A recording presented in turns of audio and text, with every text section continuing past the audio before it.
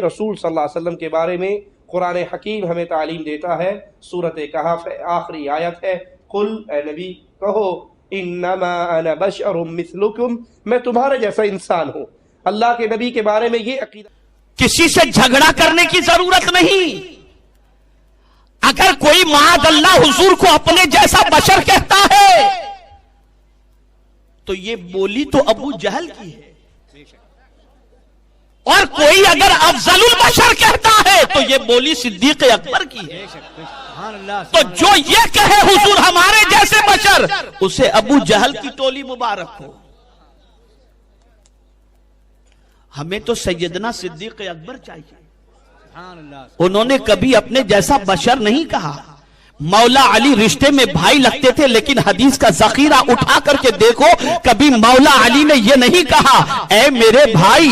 خاتون جنت کے حضور والد لگتے تھے، کبھی اس طریقے سے نہیں پکارا. اللہ اکبر. تاریخ اٹھا کر کے دیکھو، احادیث کے ذخیرے کو اٹھا کر دیکھو، جس کسی نے بھی کہا ہے یا رسول اللہ کہا ہے، یا نبی اللہ کہا ہے. اللہ اکبر. میرے پیارے آقا صلی اللہ تعالی علیہ وسلم کے پیارے دیوانوں، آپ ذرا سوچو اور اندازہ لگاؤ. یہ کہنے والوں کو خیال نہیں آتا کیا کبھی اپنے باپ کو نام سے تم پکارتے ہو؟ تو تم نہیں پکارتے، ابا کہہ کر پکارتے ہو. کبھی کوئی اس طریقے کی آواز ہم نے نہیں سنی کہ کہیں اس طریقے کی لہر چل گئی ہو کہ بھئی دیکھو اپنے بچے کو کہہ دو کہ باپ کو ڈیڈی کہہ کر نہ پکارے. اللہ اللہ. ڈیڈی کہنے کے خلاف کوئی آواز نہیں اٹھاتا. اور شاید ہی معاشرے کے اندر کوئی بچے کو اچھا سمجھا جاتا ہو جو اپنے باپ کا باپ نام لے کر اس طریقے سے پکارتا ہو، اے فلاں میرے پاس آ. نہیں. آپ ذرا سوچو، قرآن مقدس اٹھا کر کے دیکھو، باپ اور ماں کا مرتبہ کتنا عظیم بیان کیا گیا. وَاعْبُدُوا اللَّهَ وَلَا تُشْرِكُوا وَبِالْوَالِدَيْنِ إِحْسَانًا وَلَا تُشْرِكُوا بِاللَّهِ شَيْئًا وَبِالْوَالِدَيْنِ إِحْسَانًا.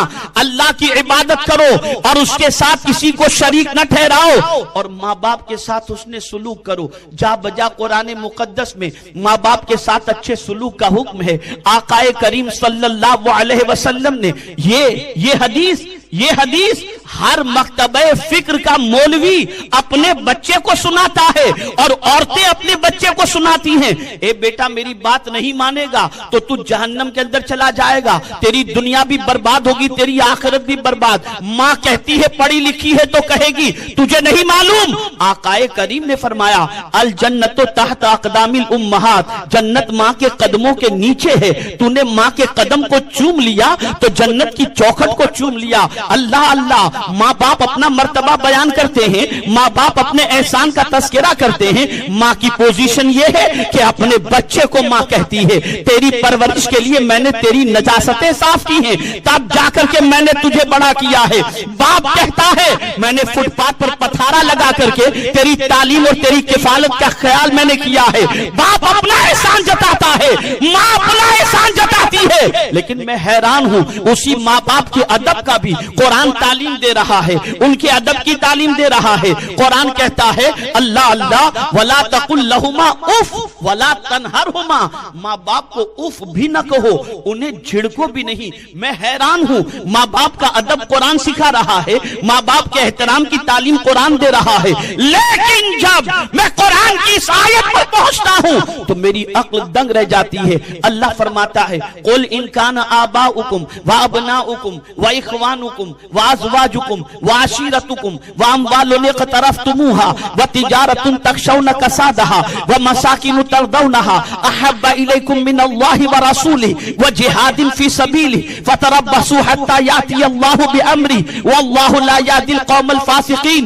اے میرے محبوب فرما دو جب تک تمہارے باپ سے زیادہ، تمہاری اولاد سے زیادہ، تمہارے بیٹوں سے زیادہ، مال سے زیادہ، بیوی سے زیادہ، رشتہ دار سے زیادہ، مال سے زیادہ، مکان سے زیادہ، جب تک اللہ اور اس کے رسول سے محبت نہیں کرو گے انتظار کرو اللہ کے کسی عذاب کا. پتہ چلا باپ سے زیادہ محبت حضور سے کرنے کا حکم قرآن دے رہا ہے، ماں سے زیادہ محبت حضور سے کرنے کا حکم قرآن دے رہا ہے. اب میں سوال پوچھنا چاہتا ہوں نادانوں، باپ کا ادب تو یہ ہے کہ انہیں اف بھی نہ کہو، ماں کا ادب تو یہ ہے کہ انہیں اف بھی نہ کہو، اور اور ماں باپ سے زیادہ جس رسول سے محبت کرنی ہے اس رسول کو اپنے جیسا کہو گے، اس رسول کو غیب کا علم نہیں یہ کہو گے، اس رسول کو حاضر و ناظر نہیں ہے یہ کہو گے؟ اے نادانو سن لو، باپ کا گستاخ جس طرح سے عذاب میں گرفتار ہوگا، ماں کا گستاخ عذاب میں گرفتار ہوگا، اس سے کئی گنا زیادہ حضور کا گستاخ دنیا میں بھی عذاب اور آخرت میں بھی عذاب کا گرفتار ہو۔ نعرہ تکبیر، نعرہ رسالت، حضرت علامہ مولانا شاکر صاحب قبلہ، جشن عید میلاد النبی، نعرہ تکبیر۔ آج سب سے بڑی غلطی ماں باپ کی یہ ہو رہی ہے کہ ماں باپ اپنا ادب تو سکھاتے ہیں، حضور کا ادب نہیں سکھا رہے۔ یہ تباہی کی سب سے بڑی وجہ ہے، یہ تباہی کا سب سے بڑا سبب ہے۔ اے رسول اعظم صلی اللہ تعالی علیہ وسلم کے پیارے دیوانوں، تعلیم مصطفیٰ صلی اللہ علیہ وسلم کی محبت سے کوئی انکار نہیں کر سکتا، سیرت مصطفیٰ کی عظمت سے کوئی انکار نہیں کر سکتا، اسوہ رسول کو اپنانے کے حوالے سے کوئی انکار نہیں کر سکتا۔ لیکن سن لو، جب ہم صحابہ کی زندگی اور ان کی کامیابی کو تلاش کرتے ہیں کہ وہ کیا چیز تھی جس نے انہیں کامیاب کر دیا تھا، تو ہماری عقل دنگ رہ جاتی ہے کہ جب بات محبت رسول اور اعمال کے مقابلے کی آتی ہے تو صحابہ اعمال کی بجائے عشق مصطفیٰ میں زیادہ گرفتار نظر آتے ہیں۔ بتاؤ، مقام صحبہ کے اندر سرکار مولا علی کرم اللہ تعالی وجہہ الکریم عصر کی نماز کا وقت جا رہا تھا، لیکن کیا حضور کو انہوں نے جگایا؟ نہیں جگایا۔ نماز کا وقت جا رہا ہے لیکن حضور کو جگا کر نماز ادا نہیں کرتے، بیان کرتے ہیں، گویا یہ واضح کر رہے ہیں کہ سن لو، نماز کی قضا تو ہو جائے گی، عشق کی قضا نہیں ہو سکتی۔ اور سن لو، آقا کریم کو تکلیف پہنچ جائے، ایسی تکلیف پہنچا کر نماز پڑھو تو نماز ادا نہیں ہوتی۔ اس لیے پروردگار کے پیارے محبوب کی محبت میں جب انہوں نے سورج کو غروب ہونے دیا تو محبوب نے بھی سورج کو پلٹا کر بتا دیا، علی سن لے، تو نے میری محبت کے اندر اور میری اطاعت کے اندر یہ قربانی دی ہے، تیری نماز قضا نہیں ہوگی، سورج کو پلٹا دیتا ہوں، نماز ادا کر لے۔ اور میں سمجھتا ہوں دنیا کو سرکار نے یہ باور کرا دیا، اے میرے غلاموں سن لو، میری محبت اگر تمہارے سینے میں ہے تو تمہارے لیے ہر پریشانی کا علاج میری بارگاہ سے مل جائے۔ بے شک، بے شک، حق۔ لیکن آج اس امت کی تباہی کی سب سے بڑی وجہ یہ ہے، آداب مصطفیٰ نہیں سکھائے گئے۔ میں قرآن کی روشنی میں عرض کرتا ہوں، ان لوگوں کے جلسوں کو دیکھو جو صرف تعلیمات پر زور دیتے ہیں، ان کے یہاں کبھی کوئی ایسا بیان ہوتا ہی نہیں جس سے حضور کی عظمت پیدا ہو۔ بے شک، عظمت کے تذکرے نہیں ملیں گے۔ ڈرتے ہیں وہ کہ کہیں ہم نے عظمت بیان کر دی تو لوگ شرک میں معاذ اللہ گرفتار نہ ہو جائیں۔ میں قرآن کی روشنی میں عرض کرتا ہوں، یہ سوچ یہودیوں کی تو ہو سکتی ہے، مسلمان کی نہیں۔ بے شک، بے شک۔ قرآن مقدس میں اللہ رب العزت نے ارشاد فرمایا، وَلَا تَلْبِسُوا الْحَقَّ بِالْبَاطِلِ وَتَكْتُمُوا الْحَقَّ وَأَنْتُمْ تَعْلَمُونَ۔ حق اور باطل کو نہ ملاؤ اور حق نہ چھپاؤ جو تم جانتے ہو۔ پہلے پارے کی آیت ہے،